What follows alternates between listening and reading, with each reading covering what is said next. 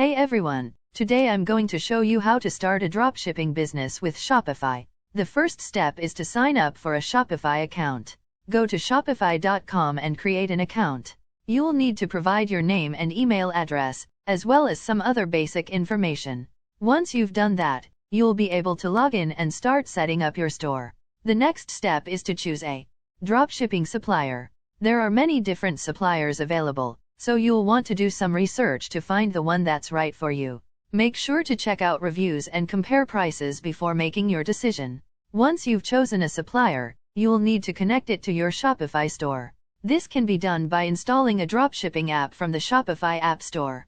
Once the app is installed, you'll be able to select the products you want to sell and add them to your store.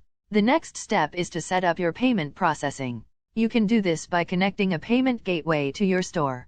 This will allow customers to pay for their orders with a credit card or other payment methods.